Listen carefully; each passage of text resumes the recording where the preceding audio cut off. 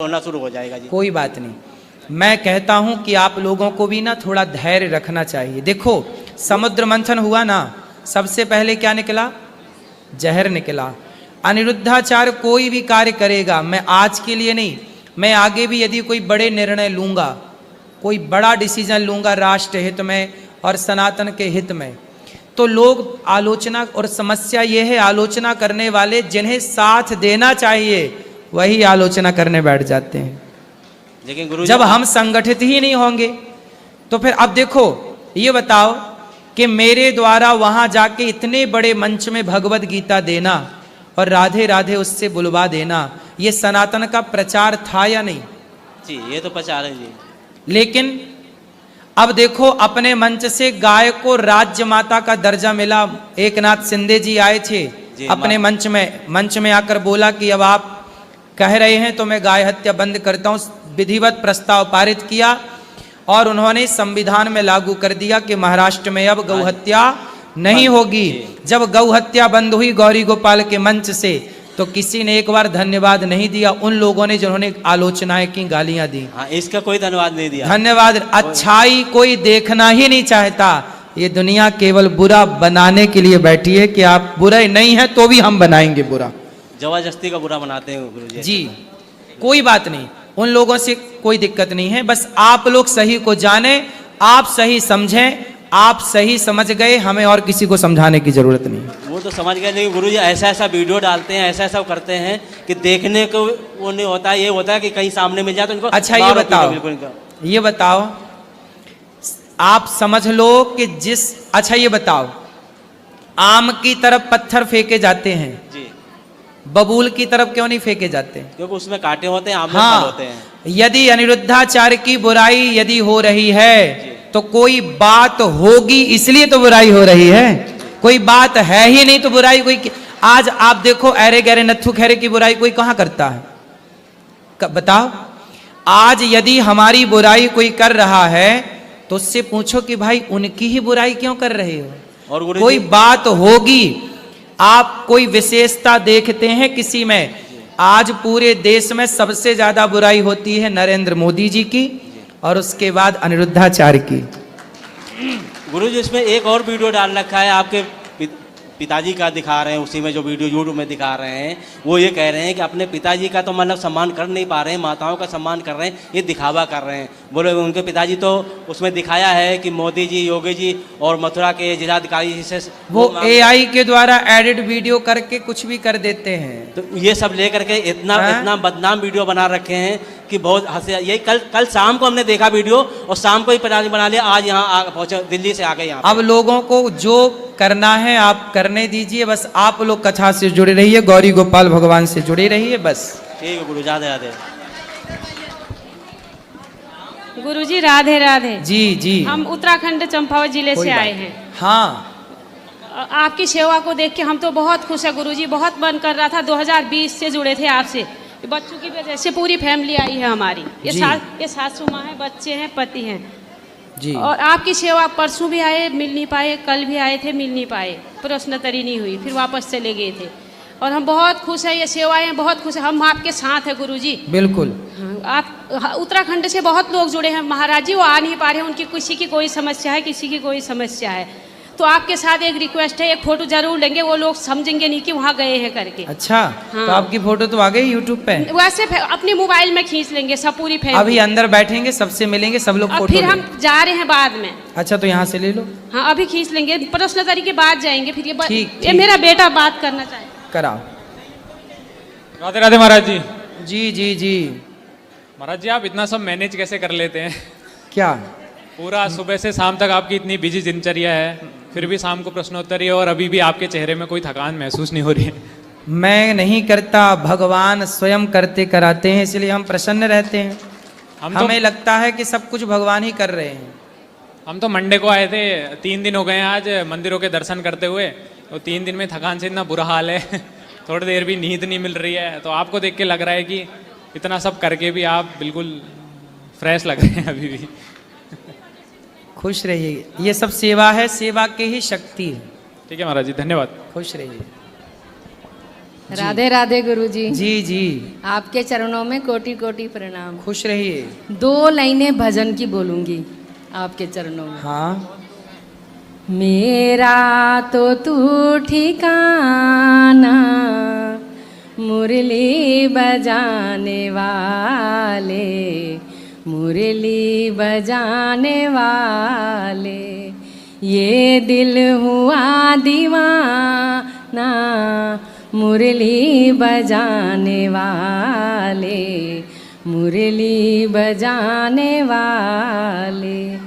दीदार की लगन है, आँखें नमी नमी है, थोड़ी सी दया कर दे, तुझ पे भी क्या कमी है, करना नहीं बहाना, प्यार करना नहीं बहाना, मुरली बजाने वाले, मुरली बजाने वाले। दीदार की लगन है, आँखें नमी नमी है, थोड़ी सी दया कर दे, तुझ पे भी क्या कमी है, करना नहीं बहाना, करना नहीं बहाना, मुरली बजाने वाले, मुरली बजाने वाले।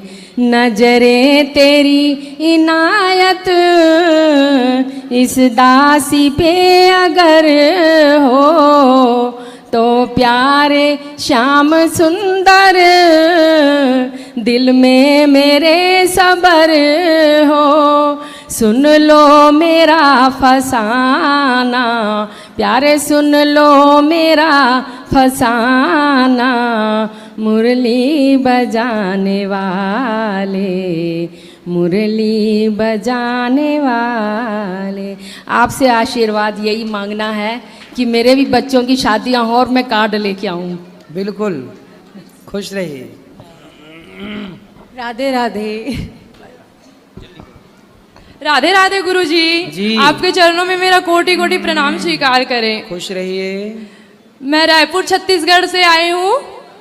मेरा गांव का नाम है धानापल्ली। आपसे एक क्वेश्चन था गुरुजी। गुरु बनाते हैं, दीक्षा लेते हैं, तो गुरु का चरण घर में स्पर्श होना जरूरी है क्या? यदि गुरुजी आ जाएं तो आ जाएं, नहीं आए तो आशीर्वाद तो है ही गुरुजी का। हम लोग ना बहुत दूर रहते हैं, राजनांदगांव से 55 किलोमीटर दूर। आप रहते हो वृंदावन में, तो आप हमारे घर आ सकते हो? हम तो रोज सबके घर जाते हैं, टीवी पर रोज आपके दर्शन करते हैं। सबके घर जाते हैं हम रोज। आप ना आप सारी बातें वैसे सत्य ही बोलते हो। बिहारी जी के महफिल को बिहारी जी सजाते हैं और वृंदावन वही आते हैं जिन्हें बिहारी जी स्वयं बुलाते हैं। नरसिंह मेहता बोलते थे ना, मोको और कछु ना चाहिए, बस राधा कृष्ण मिलाई दे, ऐसा। तो मैंने भी बोला महादेव से, हे महादेव, मेरी एक प्रार्थना है आपसे, मेरे को एक बार वृंदावन धाम, मेरे गुरुजी और मेरे बाके बिहारी लाल का दर्शन करा दीजिए करके। तो वास्तव में उन्होंने मेरी प्रार्थना 6 महीने के अंदर पूरी कर दी। वाह, भगवान सुनते हैं सबकी। राधे राधे गुरुजी। खुश रहिए।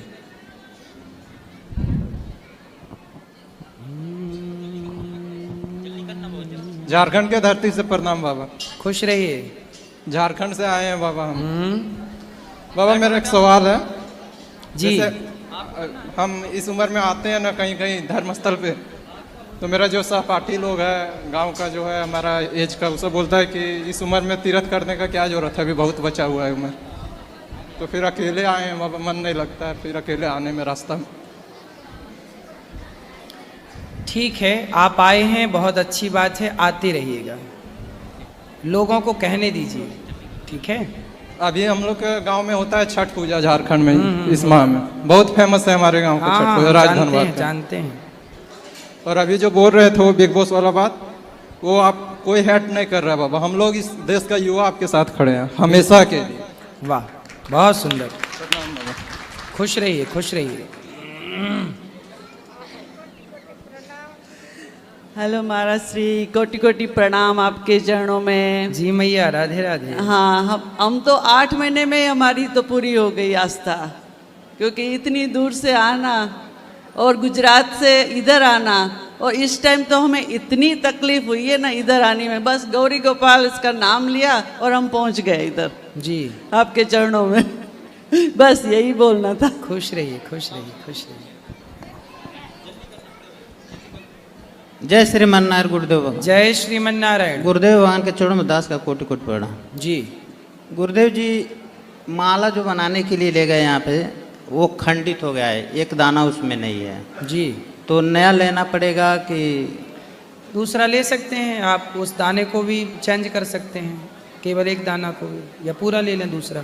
जी राधे राधे गुरु। खुश रहिए।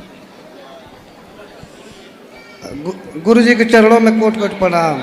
जी गुरु जी, जैसे मैं आपका मतलब यूट्यूब चैनल पे 2 साल से देख रहा हूँ।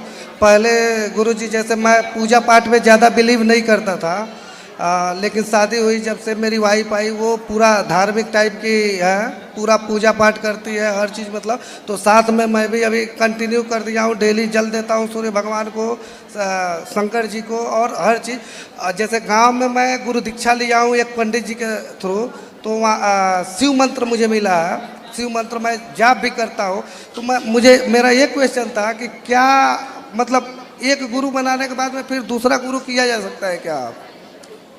जब गुरु मंत्र ले चुके हैं तो फिर क्या जरूरत है? कोई दूसरी चीज़ ये गुरु जी की भगवान की कृपा से एक बालक और एक बच्ची है हमारे, लेकिन जो बालक पैदा हुए हैं तो उनको जैसे पंडित जी लोग देखे तो बोले 27 नक्षत्र में पैदा हुआ है। तो हम लोगों ने पूजा पाठ भी कराया हर साल, जैसे शिव जी का हम ये करवाते हैं, सावन में अभिषेक वगैरह भी करवाते हैं। लेकिन वो 27 नक्षत्र के बाद से थोड़ा जैसे बिजनेस में काम करते हैं हम लोग, तो मतलब बिजनेस अच्छा चलता है, पैसा भी अच्छा आता है, लेकिन ऊपर लोन वगैरह चढ़ते जाते हैं, कोई मतलब गलत काम भी नहीं करते हैं, कुछ भी। तो वो मतलब वो ये ऐसा कुछ होता है क्या, 27 वगैरह से कुछ प्रॉब्लम? आप कथा सुनो भगवान की, सब अच्छा होगा। चलो इनको दो, बेटी को। राधे राधे गुरुजी। जी आपसे मेरा ये प्रश्न है कि वो भोलेनाथ भांग नहीं पीते, तो ये लोग कहते क्यों है कि भोलेनाथ भांग पीते हैं? देखो, भोलेनाथ ना तो गांजा पीते हैं, ना तो भोलेनाथ भांग पीते हैं। भोलेनाथ तो हलाहल विष पीते हैं, जहर। तो ये लोग कहते क्यों है कि भांग पीते हैं? ऐसा हुआ कि जैसे एक शराबी आया और शराबी बोला, महाराज जी आज से मैं शराब नहीं पीऊंगा, मैंने ये शराब आपको समर्पित कर दी, चढ़ा दी। कोई आया, बोले मैं सिगरेट नहीं पीऊंगा, मैं सिगरेट छोड़ रहा हूँ, तो मैं भागवत जी को सिगरेट चढ़ा रहा हूँ। मैं आज से बीड़ी नहीं पीऊंगा, तम्बाकू नहीं खाऊंगा, गुटखा नहीं खाऊंगा, मैं भागवत जी को गुटखा चढ़ा रहा हूँ। तो भाई वो भागवत जी के पास गुटखा रख के जाए, मतलब चढ़ाने का अर्थ है कि उसने अपनी छोड़ दी। इसका मतलब ये नहीं है कि भागवत जी में गुटखा चढ़ता है या शराब चढ़ती है या बीड़ी चढ़ती है। इसका मतलब ये हुआ कि उसने अपनी छोड़ दी, चढ़ा दी।